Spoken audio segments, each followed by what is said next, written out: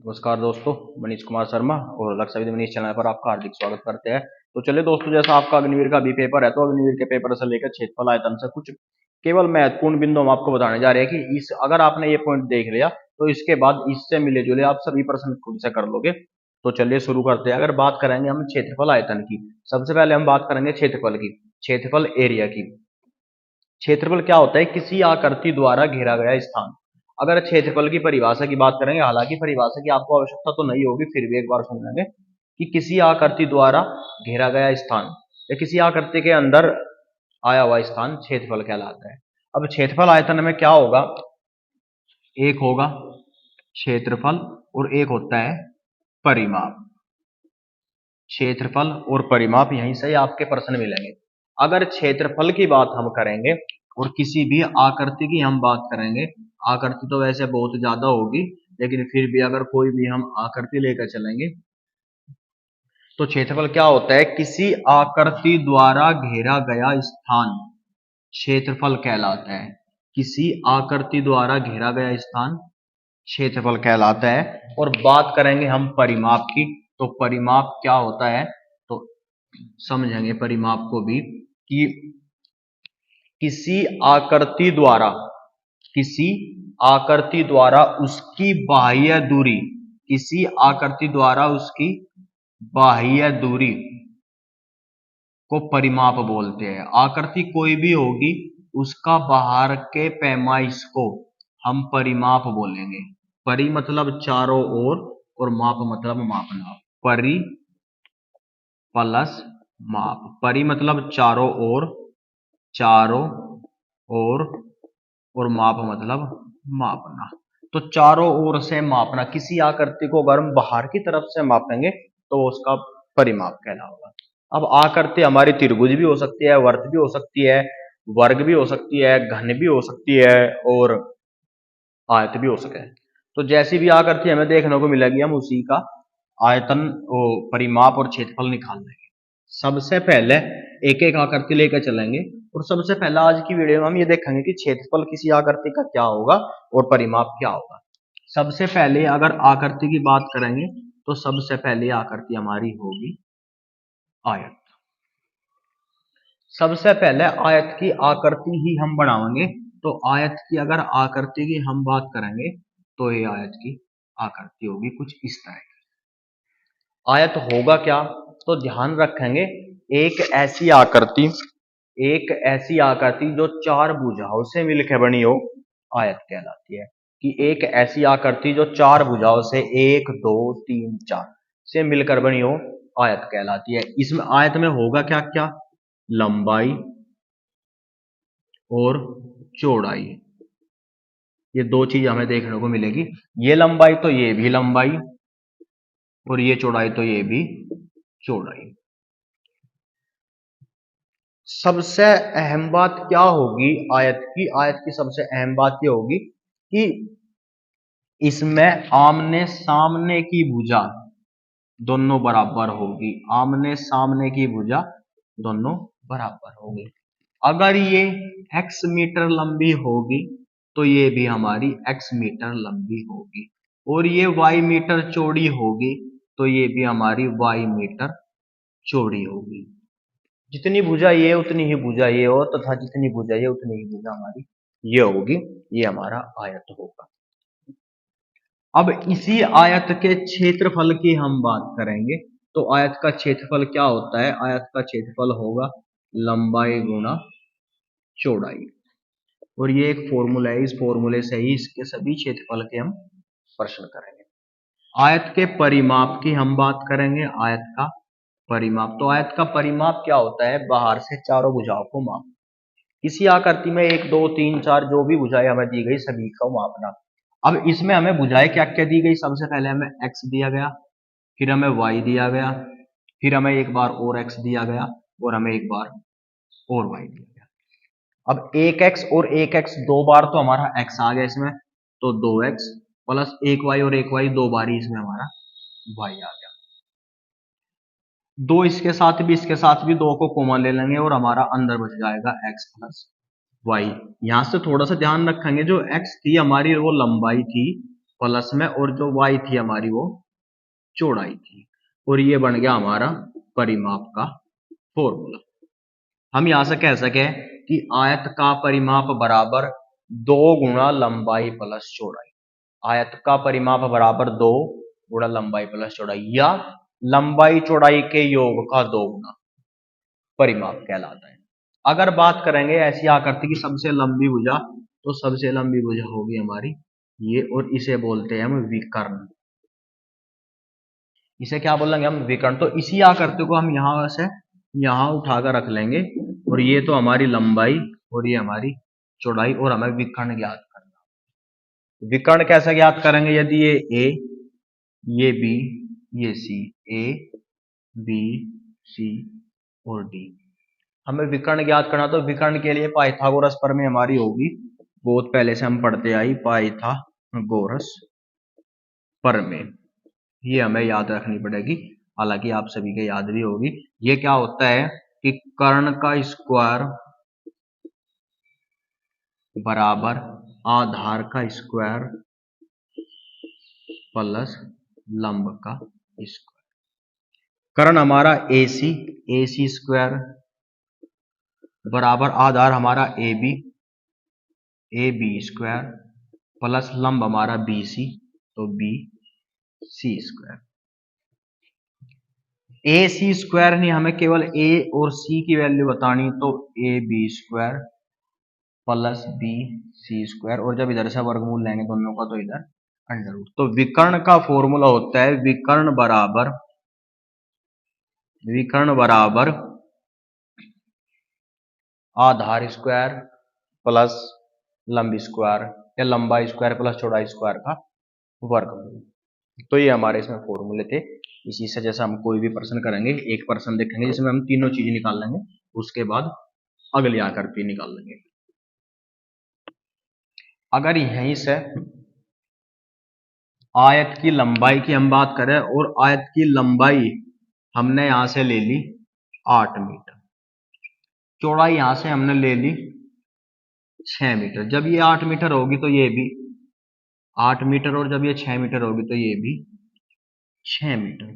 सबसे पहले आयत का क्षेत्रफल ही हम निकालेंगे। क्षेत्रफल होगा लंबाई गुणा चौड़ाई। आयत की लंबाई 8 मीटर और चौड़ाई 6 मीटर, तो 8 × 48 मीटर स्क्वायर।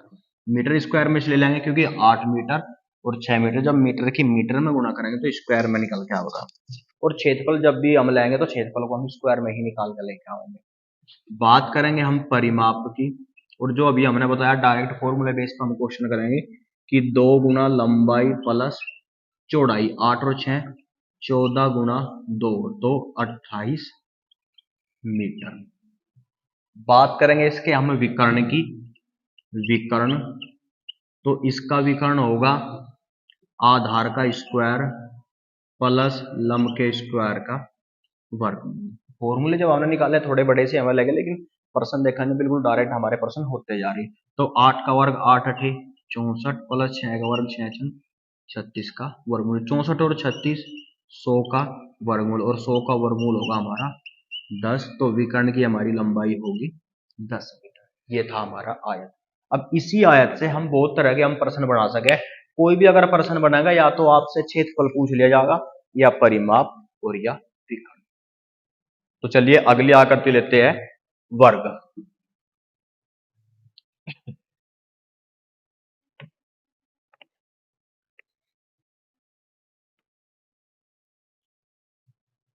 इसके बाद हमारी अगली आकृति होगी वर्ग।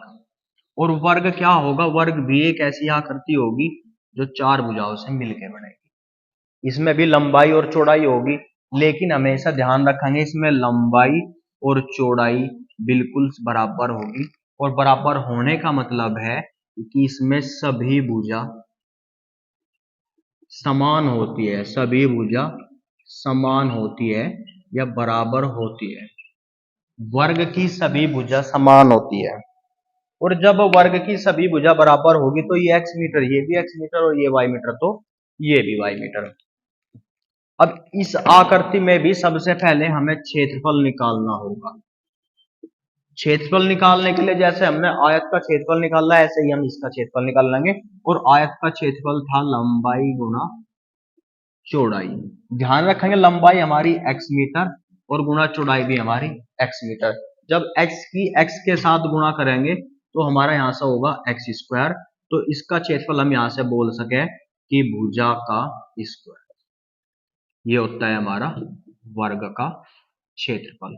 और वर्ग के क्षेत्रफल का फॉर्मूला निकल के आया कि जो भी भुजा दी गई उसका वर्ग कर देंगे, उसका स्क्वायर कर देंगे, या उसी भुजा की उसी में गुणा कर देंगे, तो वर्ग का हमारा क्षेत्रफल निकल के आ जाएगा। इसके बाद बात करेंगे परिमाप की।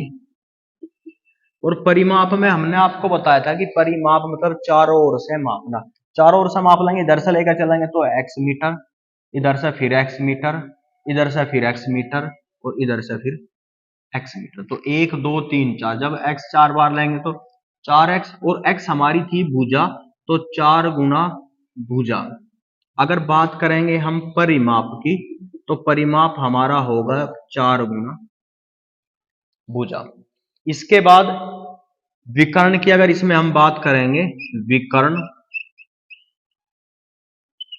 जब इसके विकर्ण की बात करेंगे तो विकर्ण होता है किसी आकृति की सबसे लंबी भुजा, ये भुजा। तो जब इसकी हम बात करेंगे, इसी आकृति को यहां उठा के ऐसे रख लेंगे, और जब ये x है तो ये भी x है। इसका विकर्ण निकालना हमें, या आयत का विकर्ण निकाल लेंगे हम पाइथागोरस प्रमेय से। और पाइथागोरस प्रमेय होती है हमारी कि AC बराबर BC square plus AB square का अंडर रूट। तो ये A B C और D।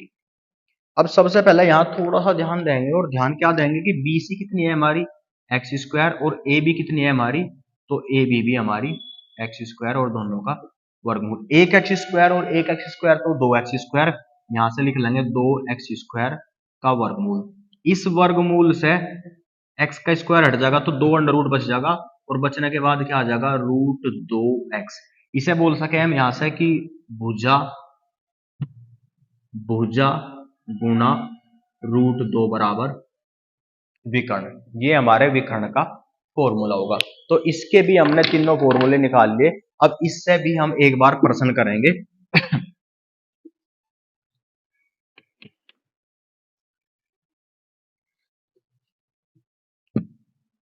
प्रश्न हमारा है कि एक वर्ग जिसकी प्रत्येक भुजा 5 मीटर है, इसका क्षेत्रफल ज्ञात करो। क्षेत्रफल हमने बताया था कि भुजा का वर्ग होता है, तो भुजा का वर्ग या भुजा की भुजा में गुणा 25 मीटर वर्ग मीटर स्क्वायर। बात करेंगे इसके परिमाप की।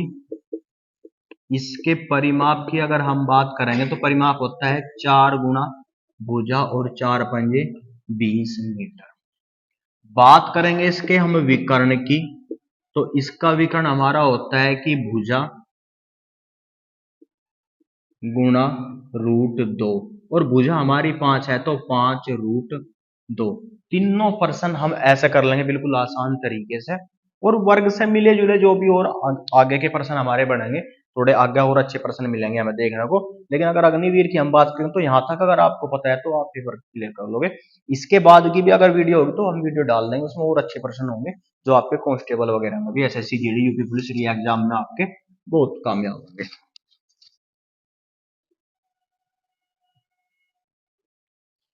इसके बाद हम बात करेंगे वर्त की। और वर्त की बात करेंगे तो वर्त होती है एक गोल आकृति। और जब गोल आकृति होती है तो इसमें एक रेडियस होगी जिसे बोलते हैं त्रिज्या। इसमें कोई भुजा नहीं होगी, इसमें होगी एक त्रिज्या। सबसे पहले तो इसकी बात करेंगे हम त्रिज्या की, और त्रिज्या बराबर होती है r। उसके बाद हम बात करेंगे व्यास की, तो व्यास बराबर होता है, अगर इसी त्रिज्या को यहां से आगे पूरा बढ़ा लेंगे तो त्रिज्या का 2 गुना हो जाएगा, और त्रिज्या के 2 गुने को ही हम व्यास बोलते हैं। इसके परिमाप की हम बात करेंगे, और वर्त के अगर परिमाप निकालना तो वर्त के परिमाप को हम परिधि बोलते हैं। वर्त के परिमाप को क्या बोलते हैं, परिधि। तो वर्त का परिमाप या वर्त की परिधि क्या होगी, 2 पाई r। बात करेंगे इसी के क्षेत्रफल की, तो इसका क्षेत्रफल होता है पाई r स्क्वायर। अब यहां से निकाल लेंगे कि एक वर्त जिसकी त्रिज्या 7 सेंटीमीटर है, इसका व्यास ज्ञात करो। यदि r बराबर 7 है तो 2r बराबर 2 गुना 7 या 14 सेंटीमीटर। इसका परिमाप ज्ञात करो। परिमाप हमारा होता है 2 पाई आर। तो 2 गुना पाई की वैल्यू 22/7 और गुना आर की वैल्यू 7। 7 से 7 कट गया और 22 दूनी 44 सेंटीमीटर। इसके अगर क्षेत्रफल की हम बात करेंगे तो पाई आर स्क्वायर, पाई की वैल्यू 22/7 गुना आर की वैल्यू 7 गुना 7। 7 से 7 कट गया और 22 सते 154। ये हमारा 154 वर्ग सेंटीमीटर, ये हमारा इसका क्षेत्रफल होगा। इसके बाद एक आकृति और बच गई हमारी, और वो है हमारी त्रिभुज। तो साथ साथ त्रिभुज भी लेकर करेंगे।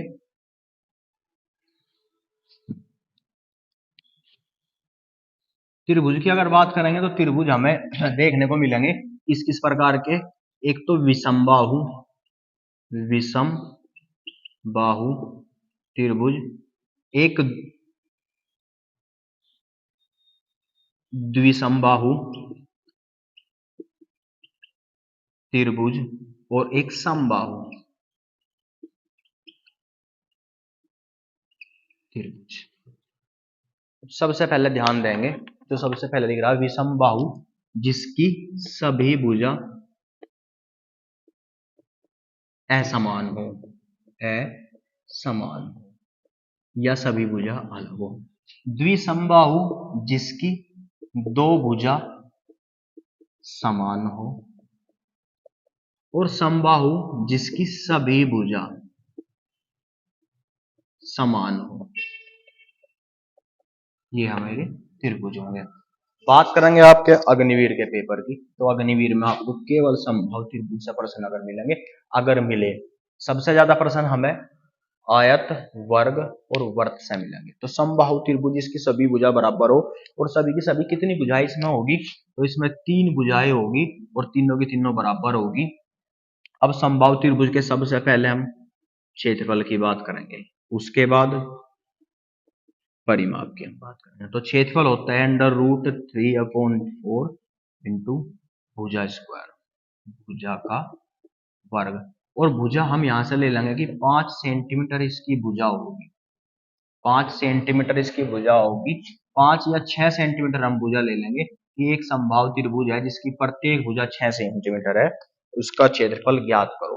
तो इसका क्षेत्रफल कैसे ज्ञात करेंगे, क्षेत्रफल में ही रख लेंगे √3/4 इंटू 6 गुना 6। 2 से काट लेंगे, 2 दूनी 4, 2 ते 6 और 2 ते 6, 3 ते 9, तो 9√3 वर्ग सेंटीमीटर, ये इसका क्षेत्रफल होगा।